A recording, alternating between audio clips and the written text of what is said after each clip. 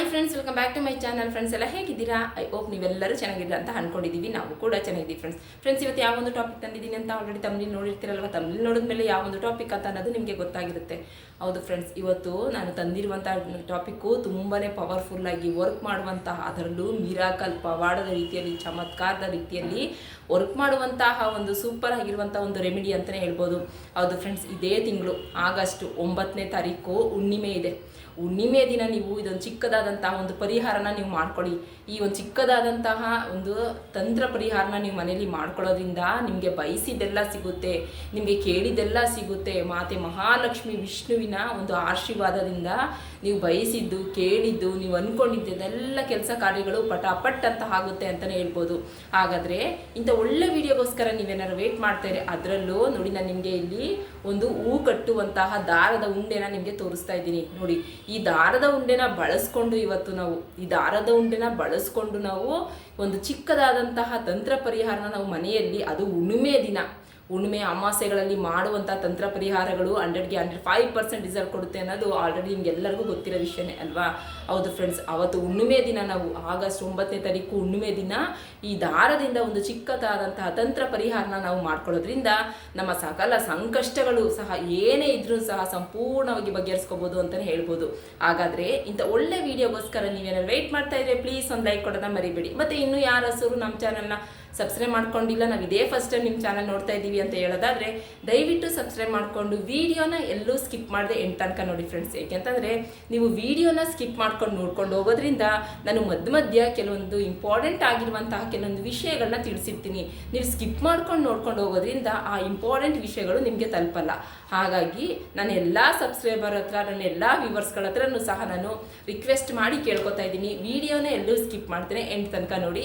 ಪ್ರತಿಯೊಬ್ಬರೂ ಸಹ ಇದನ್ನ ಮಾಡ್ಕೊಳ್ಳಿ ಫ್ರೆಂಡ್ಸ್. ಯಾಕೆಂದರೆ ನಮ್ಮ ಜೀವನದಲ್ಲಿ ತುಂಬ ಹಲವಾರು ಕಷ್ಟಗಳನ್ನು ನಾವು ಅನುಭವಿಸ್ತಾನೆ ಇರ್ತೀವಿ. ಒಂದು ಸಮಸ್ಯೆ ಬಗೆಹರಿಸ್ಕೊತು ಅಂದರೆ ಆಗಲೇ ಇನ್ನೊಂದು ಸಮಸ್ಯೆಗಳು ಬಂದಿರುತ್ತೆ ಅಲ್ವಾ. ಅಂಥ ಸಮಸ್ಯೆ ಎಲ್ಲವನ್ನು ಸಹ ನಾವು ಈ ಚಿಕ್ಕದಾದಂತಹ ಈ ಒಂದು ದಾರದ ಗಂಟಿಂದ ತುಂಬ ಸುಲಭವಾಗಿ ಬಗೆಹರಿಸ್ಕೋಬೋದು ಅಂತಲೇ ಹೇಳ್ಬೋದು. ಬಗೆಹರಿಸ್ಕೊಳ್ಳೋದಿರಲಿ, ನೀವು ಮಾಡಿದ ತಕ್ಷಣವೇ ಅದು ಪಟ್ ಅಂತ ನಿಮಗೆ ಕೆಲಸ ಆಗುತ್ತೆ ಅಂತಲೂ ಸಹ ನಾವು ಹೇಳ್ಬೋದು. ಹಾಗಾದರೆ ಇಂಥ ಒಳ್ಳೆ ವಿಡಿಯೋಗೋಸ್ಕರ ವೆಯ್ಟ್ ಮಾಡ್ತಾ ಇದ್ದಾರೆ. ಪ್ಲೀಸ್ ಒಂದು ಲೈಕ್ ಕೊಟ್ಟು ನಿಮ್ಮ ಫ್ಯಾಮಿಲಿ ಫ್ರೆಂಡ್ಸ್ ಎಲ್ಲರಿಗೂ ಸಹ ಇದನ್ನ ಶೇರ್ ಮಾಡಿ.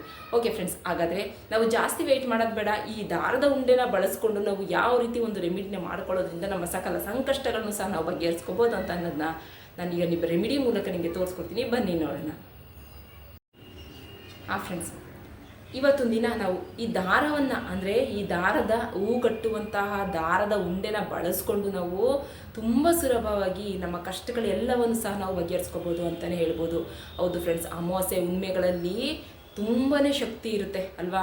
ಅಮಾವಾಸ್ಯೆ ಹುಣ್ಣಿಮೆಗಳಲ್ಲಿ ಮಾಡಿಕೊಳ್ಳುವಂತಹ ಪರಿಹಾರಗಳು, ಅಂದರೆ ತಂತ್ರ ಪರಿಹಾರಗಳು 100ಕ್ಕೆ 100% ಫಲ ಕೊಡುತ್ತೆ ಅನ್ನೋದು ಆಲ್ರೆಡಿ ನಿಮಗೆ ಗೊತ್ತಿರೋ ವಿಷಯನೇ. ಹೌದು ಫ್ರೆಂಡ್ಸ್, ಈಗ ಸಾಮಾನ್ಯವಾಗಿ ನಮ್ಮ ಜೀವನದಲ್ಲಿ ನಮಗೆ ಗೊತ್ತಿದ್ದೋ ಗೊತ್ತಿಲ್ಲದೆ ನಾವು ಏನು ಕರ್ಮ ಪಾಪಗಳು ಮಾಡಿರ್ತೀವೋ, ಇಲ್ಲ ಯಾರಿಗೇನು ಅನ್ಯಾಯ ಮಾಡಿರ್ತೀವೋ ಗೊತ್ತಿಲ್ಲ, ನಮ್ಮ ಜೀವನದಲ್ಲಿ ತುಂಬ ಕಷ್ಟಗಳು ಕಾಡ್ತಾ ಇರುತ್ತೆ ಅಲ್ವಾ. ನಾವು ಆ ಒಂದು ಕಷ್ಟಗಳನ್ನ ನಾವು ಬಗೆಹರಿಸ್ಕೋಬೇಕು ಅಂತ ನಾವು ಏನೆಲ್ಲ ಪ್ರಯತ್ನ ಪಡ್ತೀವಿ. ಆ ಸಮಸ್ಯೆ, ಯಾವ್ದಾದ್ರು ಒಂದು ಸಮಸ್ಯೆ ಬಂದರೆ ನಾವು ಅದನ್ನ ಬಗೆಹರಿಸ್ಕೋಬೇಕು ಅಂತ ಏನೆಲ್ಲ ಪ್ರಯತ್ನ ಪಡ್ತೀವಿ. ಆದರೆ ಅದು ಬಗ್ಗೆನೇ ಅರಿತಾ ಇರಲ್ಲ. ನಾವು ಏನೆಲ್ಲ ಮಾಡ್ತೀವಿ. ಅದು ಎಕ್ಸಾಂಪಲ್ ಅಂತಂದರೆ, ಈಗ ಕೆಲವರಿಗೆ ಮದುವೆ ಫಿಕ್ಸ್ ಆಗ್ತಾ ಇರಲ್ಲ.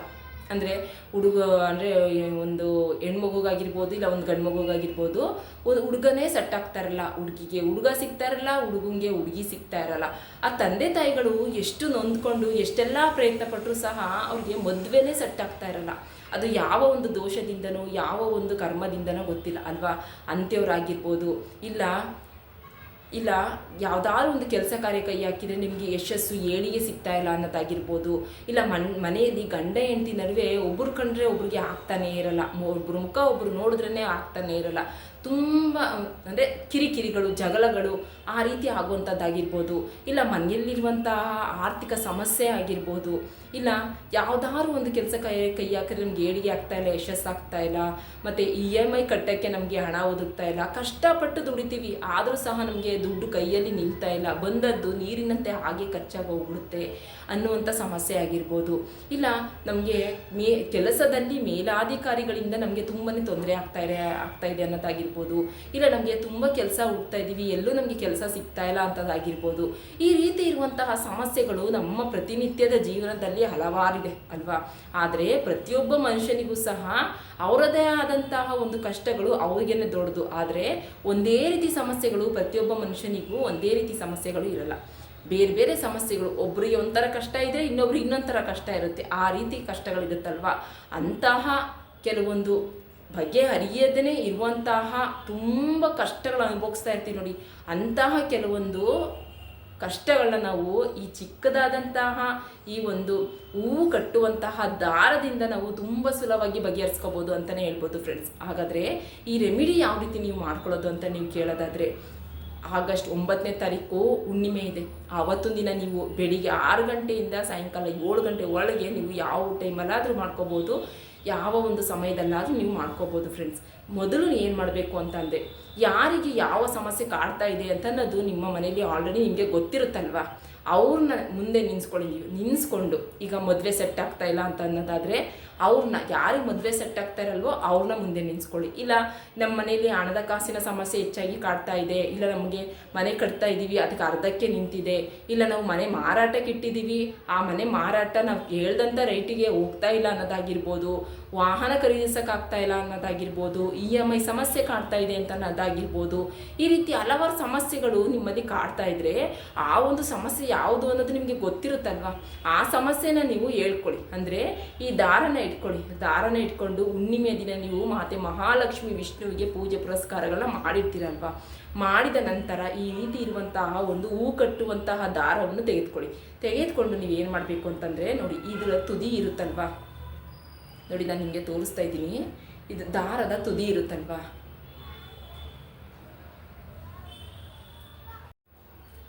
ಫ್ರೆಂಡ್ಸ್ ನೋಡಿ ಇಲ್ಲಿ ದಾರದ ಇದು ತುದಿ ಇದೆ ಅಲ್ವಾ, ಈ ತುದಿನ ನೀವೇನು ಮಾಡಬೇಕು ಅಂತಂದರೆ ಮಾತೆ ಮಹಾಲಕ್ಷ್ಮಿ ವಿಷ್ಣುವಿನ ಫೋಟೋದ ಮುಂದೆ ನಿಂತ್ಕೊಂಡು ನೀವು ಈ ದಾರದ ತುದಿ ಇರುತ್ತಲ್ವ, ದಾರದ ತುದಿನ ಇಟ್ಕೊಳ್ಳಿ. ನೋಡಿ ಈ ರೀತಿ ತಲೆ ಹತ್ರದಿಂದ ಹಿಡಿದು ಇಲ್ಲಿ ಕಾಲಿನ ತನಕನೂ ಸಹ ನೀವು ಈ ರೀತಿ ಇಟ್ಕೊಳ್ಳಿ. ನೋಡಿ ಈ ರೀತಿ ಇಟ್ಕೊಂಡು ತಲೆಯ ತುದಿಯಿಂದ ಕಾಲಿನ ಪಾದದ ತನಕನೂ ಸಹ ಇಟ್ಕೊಂಡು ನೀವು ಈ ರೀತಿ ನೋಡಿ, ಇಷ್ಟು ಬಂದಿದ್ರೆ ಈ ರೀತಿ. ನೆಕ್ಸ್ಟು ನೋಡಿ ಮೇಲಿಂದ ಕೆಳಗಡೆಯಿಂದ ಮೇಲ್ಗಡೆಗೆ ನೋಡಿ. ನೆಕ್ಸ್ಟ್ ಈ ರೀತಿ ಈಗ 2 ಸುತ್ತಾಯ್ತಲ್ವಾ. ನೆಕ್ಸ್ಟು ತಲೆಯಿಂದ ಮತ್ತೆ ನೋಡಿ ಈ ರೀತಿ ತೋರಿಸ್ತಾ ಇದ್ದೀನಲ್ವಾ, ಮತ್ತೆ ಕೆಳಗಡೆಗೆ ನೋಡಿ ಈ ರೀತಿ ಕೆಳಗಡೆಗೆ, ಮತ್ತೆ ಕೆಳಗಡೆಯಿಂದ ಮೇಲ್ಗಡೆಗೆ ಈ ರೀತಿ ನೋಡಿ, ಈ ರೀತಿ ನೋಡಿ ತೋರಿಸ್ತಾ ಇದ್ದೀನಲ್ಲ, ನೋಡಿ ಈ ರೀತಿ ನೀವು ಏನು ಮಾಡಬೇಕು ಅಂತಂದರೆ 9 ಎಳೆ ದಾರನ ನೀವು ತೆಗೆದುಕೊಳ್ಬೇಕಾಗುತ್ತೆ. ಅಂದರೆ ತಲೆಯಿಂದ ಪಾದದ ತನಕ 1, ಪಾದದಿಂದ ತಲೆ ತನಕ 2, ಈ ರೀತಿ 9 ಎಳೆ ದಾರನ ನೀವು ಈ ರೀತಿ ನೋಡಿ ಈ ರೀತಿ ತೆಗೆದುಕೊಂಡು ಎಷ್ಟು ತಗೊಳ್ಬೇಕು ನೀವು, 9 ಎಳೆ ದಾರನ ನೀವು ಈ ರೀತಿ ತೆಗೆದುಕೊಳ್ಬೇಕಾಗುತ್ತೆ. ನೋಡಿ ಈ ರೀತಿ ತೆಗೆದುಕೊಂಡು ನೀವು ಈ ದಾರನ ನೋಡಿ ಇಷ್ಟು ಬರುತ್ತೆ ಅಲ್ವಾ, ಇಷ್ಟು ಬಂದಾಗ ನೀವು ಇದಕ್ಕೆ ಇದು ಮಾಡಿ ನೋಡಿ, ಕಟ್ ಮಾಡಿ ನೋಡಿ, ಇದನ್ನು ಮತ್ತೆ ಈ ರೀತಿ ನೀವು ಫೋಲ್ಡ್ ಮಾಡ್ಕೊಳ್ಳಿ.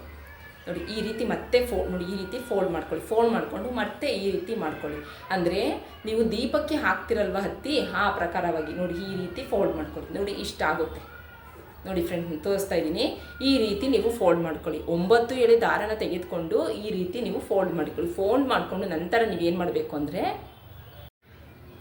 ಫ್ರೆಂಡ್ಸ್ ನೋಡಿ ಈ ರೀತಿ ಮಾಡ್ಕೊಂಡಿರ್ತೀರಲ್ವ, ಈ ರೀತಿ ದಾರನ ನೀವು ಬತ್ತಿಯ ಥರ ಫೋಲ್ಡ್ ಮಾಡ್ಕೊಂಡಿರ್ತೀರ. ಇದನ್ನು ನೀವು ಏನು ಮಾಡಬೇಕು ಅಂತಂದರೆ, ನೋಡಿ ಈ ರೀತಿ ಇರುವಂತಹ ಒಂದು ದೀಪನ ತೆಗೆದುಕೊಂಡು ಇದ್ರ ಒಳಗೆ ನೀವು ಈ ದಾರನ ನೀವು ಈ ರೀತಿ ನೋಡಿ ಈ ರೀತಿ ಬತ್ತಿ ಥರ ಮಾಡಿಬಿಟ್ಟು ನೀವು ಇದನ್ನು ಈ ರೀತಿ ನೋಡಿ ದೀಪದಲ್ಲಿ ಹಾಕ್ಕೊಂಡು ನಿಮ್ಮ ಮನೆಯಲ್ಲಿ ನೀವು ಯಾವ ಒಂದು ಎಣ್ಣೆಯಿಂದ ದೀಪ ಹಚ್ಚುತ್ತೀರೋ ಅದೇ ಎಣ್ಣೆನ ತೆಗೆದುಕೊಂಡು ಈ ಒಂದು ದೀಪಕ್ಕೆ ನೋಡಿ ಈ ರೀತಿ ಹಾಕಿ ನೀವು ಈ ಒಂದು ದೀಪಕ್ಕೆ ಹಾಕುವಾಗ ಫಸ್ಟ್ ನೀವು ಏನು ಮಾಡಬೇಕು ಅಂತಂದರೆ ಫ್ರೆಂಡ್ಸ್, ಈ ರೀತಿ ನೀವು ಬತ್ತಿಯ ಥರ ಮಾಡಿಕೊಂಡು ನಂತರ ನೀವು ನಿಮ್ಮ ಮುಖದಿಂದ ಫಸ್ಟು ನೀವು ಅಂದರೆ ಹೆಣ್ಣು ಮಕ್ಕಳಾದರೆ ಎಡದಿಂದ ಬಲಕ್ಕೆ, ಬಲದಿಂದ ಎಡಕ್ಕೆ ಈ ರೀತಿ ನೀವು ಒಂದು 5 ಸಲ ಇಳಿ ತಗೊಳ್ಳಿ. ಗಂಡ್ಮಕ್ಳು ಮಾಡೋದಾದರೆ ಬಲದಿಂದ ಎಡಕ್ಕೆ, ಎಡದಿಂದ ಬಲಕ್ಕೆ, ಈ ರೀತಿ 5 ಸಲ ತಗೊಂಡು ಮುಖದಿಂದನೂ ಸಹ ನೀವು 5 ಸಲ ಈ ರೀತಿ ಇಳೆ ತೆಗೆದುಕೊಂಡು ನಿಮ್ಮ ಕಷ್ಟಗಳು ಏನಿರುತ್ತೆ, ನಿಮಗೆ ಯಾವ ಒಂದು ಕೆಲಸ ಆಗಬೇಕು, ಯಾವ ಒಂದು ಕೆಲಸದಲ್ಲಿ ನಿಮಗೆ ಜಯ ಸಿಗಬೇಕು, ನಿಮ್ಗೆ ಯಾವ ರೀತಿಯಲ್ಲಿ ನಿಮಗೆ ಅಡೆತಡೆ ಆಗ್ತಾ ಇದೆ, ನಿಮ್ಗೆ ಯಾವ ಒಂದು ಸಮಸ್ಯೆ ನಿಮ್ಮ ಮನೆಯಲ್ಲಿ ಕಾಡ್ತಾ ಇದೆ, ಯಾವ ಒಂದು ಕಷ್ಟ ಕಾಡ್ತಾ ಇದೆ, ಇದು ಯಾವುದಿದ್ರೂ ನೀವು ಇದಕ್ಕೆ ಹೇಳ್ಕೊಂಡು ನೀವು ಇಡೀ ಫಸ್ಟು ಹೇಳ್ಕೊಂಡು ನಂತರ ನೀವು ಈ ಕಡೆ ಅಂದರೆ ಹೆಣ್ಣು ಮಕ್ಕಳಾದರೆ ಇದರಿಂದ ಈ ಕಡೆಗೆ, ಈ ಕಡೆಯಿಂದ ಈ ಕಡೆಗೆ ತಗೊಂಡು, ಅಂದರೆ ಗೊತ್ತಲ್ಲ ನಿಮಗೆ, ಆ ರೀತಿ ಇಳಿ ತಗೊಂಡು ನೀವು ಇದನ್ನು ನೀವು ಏನು ಮಾಡಬೇಕು ಅಂದರೆ ಈ ದೀಪಕ್ಕೆ ಹಾಕಬೇಕಾಗುತ್ತೆ. ಈ ದೀಪಕ್ಕೆ ಹಾಕಿ ನಿಮ್ಮ ಮನೆಯಲ್ಲಿ ಯಾವ ಎಣ್ಣೆಯಿಂದ ನೀವು ದೀಪ ಹಚ್ಚುತ್ತೀರೋ ಅದೇ ಎಣ್ಣೆಯನ್ನು ಸಹ ಇದಕ್ಕೆ ಹಾಕಬೇಕಾಗುತ್ತೆ ಫ್ರೆಂಡ್ಸ್. ಇದನ್ನು ನೀವು ಮಾತೆ ಮಹಾಲಕ್ಷ್ಮಿ ಮತ್ತು ವಿಷ್ಣು ಹತ್ರ ನೀವು ಸಂಕಲ್ಪ ಮಾಡ್ಕೋಬೇಕು. ಅಂದರೆ ಇದನ್ನ ನೀವು 5 ವಾರ ಮಾಡಬೇಕಾಗುತ್ತೆ. ಅಂದರೆ ಇದನ್ನು ನೀವು 5 ಈಗ ಹುಣ್ಣಿಮೆಯಲ್ಲಿ ಮಾಡ್ತೀವಿ ಅಂತ ಹೇಳಿದ್ರೆ ನೀವು ಹುಣ್ಣಿಮೆ ದಿನ ಮಾಡಿ. ಹುಣ್ಣಿಮೆಯಲ್ಲಿ ಮಾಡಿದ್ರೆ 5 ಹುಣ್ಣಿಮೆ ನೀವು ಮಾಡಬೇಕಾಗುತ್ತೆ. ಅಕಸ್ಮಾತ್ ನೀವು ಅಮಾವಾಸ್ಯೆಯಲ್ಲಿ ಮಾಡ್ತೀವಿ ಅಂತ ಹೇಳಿದ್ರೆ ನೀವು 5 ಅಮಾವಾಸ್ಯೆ ಮಾಡಬೇಕಾಗುತ್ತೆ. ಒಂದು ಅಮಾವಾಸ್ಯೆ ಕಳೀಲಿ, ಇಲ್ಲ ಒಂದು ಹುಣ್ಣಿಮೆ ದಿನ ಮಾಡಿದರೆ 1 ಹುಣ್ಣಿಮೆ ಕಳೀಲಿ, ಅಮಾವಾಸ್ಯೆ ದಿನ ಮಾಡಿದರೆ 1 ಅಮಾವಾಸ್ಯೆ ಕಳೀಲಿ ಫ್ರೆಂಡ್ಸ್. ನೀವು ಯಾವ ರೀತಿ ಇದು ಚಮತ್ಕಾರದ ರೂಪದಲ್ಲಿ ಒಂದು ಮಿರಾಕಲ್ ಪವಾಡ ತೋರಿಸುತ್ತೆ ಅಂತಂದರೆ ನೀವೇ ಆಶ್ಚರ್ಯ ಪಡ್ತೀರಾ. ಅಷ್ಟರ ಮಟ್ಟಿಗೆ ಈ ಒಂದು ಅದ್ಭುತವಾದಂಥ ಒಂದು ರಿಸಲ್ಟ್ ಕೊಡುವಂತಹ ಒಂದು ಶಕ್ತಿನೇ ಇದಕ್ಕೆ ಇದೆ ಅಂತಲೇ ಹೇಳ್ಬೋದು ಫ್ರೆಂಡ್ಸ್. ಹೌದು, ಇದಕ್ಕೆ ನೀವು ಮನೇಲಿ ಹಚ್ಚುತ್ತೀರಲ್ಲ ಎಣ್ಣೆ, ಆ ಎಣ್ಣೆನೇ ಹಾಕಿ ನೀವು ಈ ಒಂದು ದೀಪನ ನೀವು ಏನು ಮಾಡಬೇಕು ಅಂತಂದರೆ ಹುಣ್ಣಿಮೆ ದಿನ ಅವತ್ತಿನ ದಿನ 6 ಗಂಟೆಯಿಂದ 7 ಗಂಟೆ ತನಕ ನೀವು ಯಾವ ಟೈಮಿಂಗ್ಸಲ್ಲಿ ಬೇಕಾದ್ರೂ ಮಾಡಿಕೊಂಡು ನೀವೇನಾದ್ರು ಸಾಯಂಕಾಲ ಗೋಧೂಳಿಯ ಸಮಯದಲ್ಲಿ ಮಾಡ್ತೀನಿ ಅಂತ ನೀವು ಹೇಳೋದಾದರೆ ಸಾಯಂಕಾಲ ಇದಕ್ಕೆ ಎಣ್ಣೆ ಹಾಕ್ಕೊಂಡು ನಿಮ್ಮ ಮನೆ ಹತ್ರ ಇರುವಂಥ ಯಾವುದಾದ್ರೂ ಒಂದು ದೇವಾಲಯಕ್ಕೆ ಹೋಗಿ ಅಲ್ಲಿ ಹರಳಿ ಮರ ಇರುತ್ತಲ್ವ, ಹರಳಿ ಮರದ ಕೆಳಗಡೆ ನೀವು ಇದಕ್ಕೆ ಎಣ್ಣೆ ಹಾಕಿ ಈ ಒಂದು ಬತ್ತಿನ ನೀವು ಅಲ್ಲಿ ಈ ಒಂದು ದೀಪನ ಬೆಳಗಿಸ್ಬೇಕಾಗುತ್ತೆ. ಬೆಳಗಿಸಿ ನಂತರ ನೀವು ಅಂದರೆ ಕೈ ಮುಕ್ಕೊಂಡು ನಂತರ ನೀವು ಹೊರಟು ಬರಬೇಕಾಗುತ್ತೆ. ಅಂದರೆ ಹರಳಿ ಮರದ ಕೆಳಗಡೆನೆ ಈ ಒಂದು ದೀಪನ ನೀವು ಬೆಳಗಿಸ್ಬೇಕು ಹುಣ್ಣಿಮೆ ದಿನ. ಈ ರೀತಿ 5 ವಾರ ಮಾಡಿ ನೋಡಿ ಫ್ರೆಂಡ್ಸ್, ಎಂಥ ಪವಾಡ ಕೊಡುತ್ತೆ ಇದು ಅಂತಂದರೆ ನೀವೇ ಆಶ್ಚರ್ಯ ಪಡ್ತೀರಾ. ಕೆಲವೊಂದು ಸಲ ಜೀವನದಲ್ಲಿ ಎಂತಹ ಕಠಿಣ ಕಷ್ಟಗಳು ಬಂದ್ಬಿಟ್ಟಿರುತ್ತೆ ಅಂತಂದರೆ ನಾವು ಏನು ಮಾಡಿದ್ರೂ ಅದು ಬಗ್ಗೆನೇ ಅರಿತಾನೆ ಇರಲ್ಲ. ಹೌದು, ಕೆಲವೊಂದು ಸಲ ಹಣಕಾಸಿಗೆ ಸಮಸ್ಯೆಗಳ ಮೇಲೆ ಸಮಸ್ಯೆ ಬರ್ತಾ ಇರುತ್ತೆ. ಇನ್ನೇನು ನಮ್ಗೆ ದುಡ್ಡು ಆಗ್ಬಿಡುತ್ತೆ, ನಾವಿನ್ನೇನು ದುಡ್ಡು ಇಸ್ಕೊಬರಕ್ಕೆ ಹೋಗ್ತಾ ಇದ್ದೀವಿ, ನಮಗೆ ಹಣ ಸಮಸ್ಯೆ ಕಾಡ್ತಾ ಇದೆ ಅಂತ ಅನ್ಕೋತೀವಿ, ಹೋಗ್ತೀವಿ, ಆದರೆ ದುಡ್ಡೇ ಆಗಲ್ಲ ಅಲ್ವಾ. ಮುಂದಕ್ಕೆ ಹೋಗುವಂಥದ್ದಾಗಿರ್ಬೋದು, ಇಲ್ಲ ಯಾವುದಾದ್ರೂ ಒಂದು ಅಮೌಂಟ್ ಬರಬೇಕಾಗಿರುತ್ತೆ, ಅದು ಬರ್ದೇನೆ ಅಡೆತಡೆ ಬರ್ತಾ ಇದೆಯಪ್ಪ, ಇವತ್ತಾರು ಬರ್ತಾ ಇದೆಯಲ್ಲ ಅಂತ ಅನ್ಕೋತೀವಿ, ಅಷ್ಟರಲ್ಲಿ ಆಗ್ಲೇ ಅದು ಬರ್ದೇನೆ ಅಲ್ಲೇ ನಿಲ್ಲುವಂಥದ್ದಾಗಿರ್ಬೋದು. ಈ ರೀತಿ ಇರುವಂತಹ ಯಾವುದೇ ಒಂದು ಸಮಸ್ಯೆ ಇದ್ರೂ ಸಹ ಈ ಒಂದು ರೆಮಿಡಿನ ನೀವು ಮಾಡ್ಕೊಳ್ಳೋದ್ರಿಂದ ಒಂದು ಮಿರಾಕಲ್ ಪವಾಡದ ಚಮತ್ಕಾರದ ರೂಪದಲ್ಲಿ ನಿಮಗೆ ಒಂದು ಒಳ್ಳೆಯ ರಿಸಲ್ಟ್ ಕೊಡುತ್ತೆ ಅಂತಲೇ ಹೇಳ್ಬೋದು. ತುಂಬ ಅದ್ಭುತವಾಗಿ ಇದು ವರ್ಕ್ ಮಾಡುವಂಥ ಒಂದು ಶಕ್ತಿ ಈ ಒಂದು ದೀಪಕ್ಕೆ ಇದೆ. ಅದರಲ್ಲೂ ನಾವು ಈ ಒಂದು ಬತ್ತಿನ ಫ್ರೆಂಡ್ಸ್ ಹೇಳ್ತೀವಿ, ದಾರ ಅಂದರೆ ಹೂ ಕಟ್ಟುವಂತಹ ಈ ಒಂದು ಸಣ್ಣದಾದಂಥ ದಾರದಿಂದ ನಾವು 9 ಎಳೆ ಮಾಡಿಕೊಂಡು ಒಂದು ದೀಪನ ಬೆಳಗಿಸೋದ್ರಿಂದ ನಮ್ಮನೇಲಿರುವಂತಹ ಯಾವುದೇ ಒಂದು ಕಷ್ಟ ಆಗಿರಲಿ, ನಿಮ್ಗೆ ಯಾವುದೇ ಒಂದು ಸಮಸ್ಯೆ ಕಾಡ್ತಾ ಇರಲಿ, ನಿಮ್ಗೆ ಏನೇ ಆಗ್ತಾ ಇರಲಿ, ಅದನ್ನು ಇದೊಂದು ದೀಪದಿಂದ ನೀವು ಬಗೆಹರಿಸ್ಕೋಬೋದು ಅಂತಲೇ ಹೇಳ್ಬೋದು. ಏಕೆಂದರೆ ಅಂತಹ ಅದ್ಭುತ ಶಕ್ತಿ ಈ ಒಂದು ದೀಪದ ಅಂದರೆ ಈ ಒಂದು ಬತ್ತಿಯ ದೀಪಕ್ಕಿದೆ ಅಂತಲೇ ಹೇಳ್ಬೋದು ಫ್ರೆಂಡ್ಸ್. ತುಂಬ ಕಷ್ಟ ಅನುಭವಿಸ್ತಾ ಇರಲಿ ನೀವು, ತುಂಬ ಸುಲಭವಾಗಿ ನಿಮಗೆ ಬಗೆಹರಿಯುತ್ತೆ. ಆದರೆ ಇದನ್ನ ಮಾಡ್ಕೊಳ್ಳೋಕ್ಕೆ ನಮಗೆ ಮುಖ್ಯವಾಗಿ ಬೇಕಾಗಿರೋದು ನಮಗೆ ನಂಬಿಕೆ, ಭಕ್ತಿ, ಶ್ರದ್ಧೆ. ನಂಬಿಕೆ ಇಟ್ಟು ಮಾಡಿ ನೋಡಿ, ಖಂಡಿತ ನಿಮಗೆ ಒಂದು ಒಳ್ಳೆಯ ಫಲ ಸಿಗುತ್ತೆ ಅಂತಲೇ ಹೇಳ್ಬೋದು ಫ್ರೆಂಡ್ಸ್. ಇದನ್ನು ನಾವು ಹೆಣ್ಮಕ್ಳು ಸಹ ಮಾಡ್ಬೋದು, ಗಂಡು ಮಕ್ಕಳು ಸಹ ಇದನ್ನ ಮಾಡ್ಕೋಬೋದು. ನೋಡಿದ್ರಲ್ಲ ಫ್ರೆಂಡ್ಸ್, ಈ ಒಂದು ರೆಮಿಡಿನ ನೀವು ಭಕ್ತಿ ಶ್ರದ್ಧೆಯಿಂದ ಮಾಡಿ ನೋಡಿ ಫ್ರೆಂಡ್ಸ್. ನಾವು ಒಂದು ಚಿಕ್ಕದಾದಂತಹ ಒಂದು ಅದು ಹೂ ಕಟ್ಟುವಂಥ ದಾರ ಅಂತ ಹೇಳಿ ನಾವು ನೆಗ್ಲೆಕ್ಟ್ ಮಾಡ್ತೀವಿ. ಆದರೆ ಮನೆಯಲ್ಲಿರುವಂತಹ ಕೆಲವೊಂದು ವಸ್ತುಗಳನ್ನ ಬಳಸ್ಕೊಂಡೇ ನಾವು ನಮ್ಮ ಮನೆಯಲ್ಲಿರುವಂತಹ ಸಕಲ ಸಂಕಷ್ಟಗಳನ್ನು ಸಹ ನಾವು ಬಗೆಹರಿಸ್ಕೋಬೋದು. ನಾವು ದಾರ ಅಂತ ಕೇವಲವಾಗಿ ನೋಡ್ತೀವಿ, ಆದರೆ ಅದು ಆ ಒಂದು ದಾರದಿಂದ ಒಂದು ಅದ್ಭುತವಾದಂಥ ಒಂದು ಪವಾಡನೆ ಕೊಡುವಂತಹ ಒಂದು ಶಕ್ತಿ ಆ ದಾರಕ್ಕಿದೆ. ಯಾಕೆಂದರೆ ಆ ದಾರದಿಂದ ನಾವು ತಲೆಯಿಂದ ಕೆಳಗಡೆಗೆ 9 ಎಳೆ ದಾರನ ತೆಗೆದುಕೊಂಡು ನಾವು ಅದರಿಂದ ದೀಪ ಹಚ್ಚುತ್ತೀವಲ್ವ, ಅಲ್ಲೇ ನಮ್ಮ ದೇಹದಲ್ಲಿರುವಂತಹ ನಮ್ಮ ಮನೆಯಲ್ಲಿರುವಂತಹ ಒಂದು ನೆಗೆಟಿವ್ ಅಂಶ ಹೋಗಿ ಒಂದು ಪಾಸಿಟಿವ್ ಎನರ್ಜಿನೇ ನಿಮಗೆ ಸಿಗುತ್ತೆ ಅಂತಲೇ ಹೇಳ್ಬೋದು. ಮನೆಯಲ್ಲಿರುವಂತಹ ದಾರಿದ್ರ್ಯ ಲಕ್ಷ್ಮಿ ಹೋಗಿ ಮಾತೆ ಮಹಾಲಕ್ಷ್ಮಿಯ ಸ್ವರೂಪವಾಗಿ ವಿಷ್ಣುವಿನ ಜೊತೆ ಮಾತೆ ಮಹಾಲಕ್ಷ್ಮಿ ನಿಮ್ಮ ಮನೆಗೆ ಬರ್ತಾರೆ. ನೀವು ಬೇಡಿದಂತಹ ವರಗಳನ್ನು ಸಹ ಕೊಟ್ಟು ಅವರು ನಿಮಗೆ ಆಶೀರ್ವಾದ ಮಾಡ್ತಾರೆ ಅಂತಲೂ ಸಹ ನಾವು ಹೇಳ್ಬೋದು. ಇದು ತುಂಬಾ ಮಿರಾಕಲ್ ಆಗಿ ಪವಾಡನೆ ಮಾಡುವಂತಹ ಒಂದು ಅದ್ಭುತವಾದಂಥ ಶಕ್ತಿ ಈ ರೆಮಿಡಿಗಿದೆ ಅಂತಲೇ ಹೇಳ್ಬೋದು. ನೋಡಿದ್ರಲ್ಲ ಫ್ರೆಂಡ್ಸ್, ನಾನಂತೂ ಇದನ್ನ ಮಾಡ್ತೀನಿ, ನೀವು ಸಹ ಇದನ್ನ ಮಾಡ್ತೀರಾ ಅಂತ ಅಂದ್ಕೊಂಡಿದ್ದೀನಿ. ಪ್ರತಿನಿತ್ಯದ ಜೀವನದಲ್ಲಿ ಏನಾದರೂ ಒಂದೊಂದು ಸಮಸ್ಯೆಗಳು ಕಾಡ್ತಾನೆ ಇರುತ್ತೆ ಫ್ರೆಂಡ್ಸ್. ಆದರೆ ನಮ್ಮ ಹೆಣ್ಣುಮಕ್ಕಳು ಇಂಥ ಚಿಕ್ಕದಾದಂಥ ಒಂದು ತಂತ್ರ ಪರಿಹಾರಗಳನ್ನ ಮನೆಯಲ್ಲಿ ನಾವು ತಿಳ್ಕೊಂಡು ಮಾಡ್ಕೊಳ್ಳೋದ್ರಿಂದ ನಮ್ಮ ಕಷ್ಟಗಳನ್ನ ನಮ್ಮ ಸಮಸ್ಯೆಗಳನ್ನ ನಾವೇ ಬಗೆಹರಿಸ್ಕೋಬೋದಲ್ವಾ. ಖಂಡಿತ ಹೇಳ್ತೀನಿ ಫ್ರೆಂಡ್ಸ್, ಒಂದು ಸಲ ನಂಬಿಕೆ ಇಟ್ಟು ಮಾಡಿ ನೋಡಿ. ಇದರ ರಿಸಲ್ಟ್ ಯಾವ ರೀತಿ ಬರುತ್ತೆ ಅನ್ನೋದನ್ನ ನೀವೇ ನಮಗೆ ಕಮೆಂಟ್ ಮೂಲಕ ತಿಳಿಸಿ. ಓಕೆ ಫ್ರೆಂಡ್ಸ್, ಈ ವಿಡಿಯೋ ನೋಡಿದ್ದಕ್ಕೆ ನಿಮ್ಮೆಲ್ಲರಿಗೂ ನನ್ನ ಹೃದಯಪೂರ್ವಕ ಧನ್ಯವಾದಗಳು. ಇದೇ ರೀತಿ ಇರುವಂತಹ ನಿಮ್ಮೆಲ್ಲರಿಗೂ ಯೂಸ್ ಆಗುವಂತಹ ಒಂದು ಒಳ್ಳೆಯ ಟಿಪ್ಸ್ ನಾನು ಮತ್ತೆ ಬರ್ತೀನಿ ಫ್ರೆಂಡ್ಸ್. ಮತ್ತು ಇನ್ನೊಂದು ಹೇಳ್ತಾ ಇದ್ದೀನಿ, ಯಾರು ನಮ್ಮ ಚಾನಲ್ ಸಬ್ಸ್ಕ್ರೈಬ್ ಮಾಡ್ಕೊಳ್ದೇ ನಾವು ಹಾಗೇ ನೋಡ್ತಾ ಇದ್ದೀವಿ ಅಂತಂದರೆ ದಯವಿಟ್ಟು ಸಬ್ಸ್ಕ್ರೈಬ್ ಮಾಡ್ಕೊಂಡು. ಯಾಕೆಂದರೆ ನಾವು ಪ್ರತಿಯೊಂದು ವೀಡಿಯೋದಲ್ಲೂ ನಾನು ನಿಮಗೆ ಹೇಳ್ತಾನೆ ಇರ್ತೀನಿ, ನೀವು ಸಬ್ಸ್ಕ್ರೈಬ್ ಮಾಡ್ಕೊಂಡು ನೋಡೋದ್ರಿಂದ ನಮಗೆ ನೀವು ಎಂಕರೇಜ್ ಕೊಟ್ಟಾಗುತ್ತೆ. ಹಾಗಾಗಿ ದಯವಿಟ್ಟು ಸಬ್ಸ್ಕ್ರೈಬ್ ಮಾಡ್ಕೊಂಡಿಲ್ಲ ಅಂದರೆ ಸಬ್ಸ್ಕ್ರೈಬ್ ಮಾಡ್ಕೊಂಡು ನೋಡಿ. ಅಕಸ್ಮಾತ್ ಸಬ್ಸ್ಕ್ರೈಬ್ ಮಾಡ್ಕೊಂಡಿದ್ದೀವಿ ನಾವು ಅಂತಂದರೆ ದಯವಿಟ್ಟು ವೀಡಿಯೋನೇ ಎಲ್ಲೂ ಸ್ಕಿಪ್ ಮಾಡದೆ ಎಂಟು ತನಕ ನೋಡಿ. ನೀವೆಲ್ಲರೂ ಇದನ್ನ ಯೂಸ್ ಮಾಡ್ಕೊಳ್ಳಿ ಫ್ರೆಂಡ್ಸ್. ನಮಗೂ ಒಳ್ಳೆಯದಾಗಲಿ, ನಿಮಗೂ ಒಳ್ಳೆಯದಾಗಲಿ. ನಾವು ಮಾಡುವಂತಹ ಒಂದೊಂದು ರೆಮಿಡಿಗಳು ಸಹ ಬರೀ ನನಗೆ ಮಾತ್ರ ಒಳ್ಳೆಯದಾದರೆ ಸಾಕಾಗಲ್ಲ.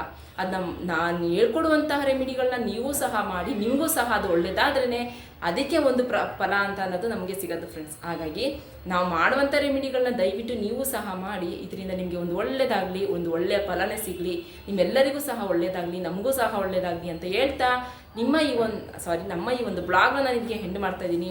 ನಿಮ್ಗೆ ಏನಾದ್ರು ಯಾವುದೇ ಒಂದು ವಿಷಯದಲ್ಲಾದ್ರೂ ಯಾವುದೇ ಒಂದು ಇದ್ರೂ ನಿಮ್ಗೆ ಏನಾದ್ರು ಡೌಟ್ ಇದ್ದರೆ ನನಗೆ ಕಮೆಂಟ್ ಮೂಲಕ ತಿಳಿಸಿ ಫ್ರೆಂಡ್ಸ್. ನನಗೆ ಗೊತ್ತಿರುವಂತಹ ಕೆಲವೊಂದು ಮಾಹಿತಿಗಳನ್ನ ನಾನು ನಿಮ್ಮ ಹತ್ರ ಶೇರ್ ಮಾಡ್ಕೊತೀನಿ. ಓಕೆ ಫ್ರೆಂಡ್ಸ್, ಈ ವಿಡಿಯೋ ನೋಡಿದ್ದಕ್ಕೆ ನಿಮ್ಮೆಲ್ಲರಿಗೂ ನನ್ನ ಹೃದಯಪೂರ್ವಕ ಧನ್ಯವಾದಗಳು. ಇದೇ ರೀತಿ ಇರುವಂತಹ ನಿಮ್ಮೆಲ್ಲರಿಗೂ ಯೂಸ್ ಆಗುವಂಥ ಒಂದು ಒಳ್ಳೆಯ ವಿಡಿಯೋ ಜೊತೆ ನಾನು ಮತ್ತೆ ಬರ್ತೀನಿ. ಅಲ್ಲಿ ತನಕ ಬಾಯ್, ಟೇಕ್ ಕೇರ್ ಫ್ರೆಂಡ್ಸ್.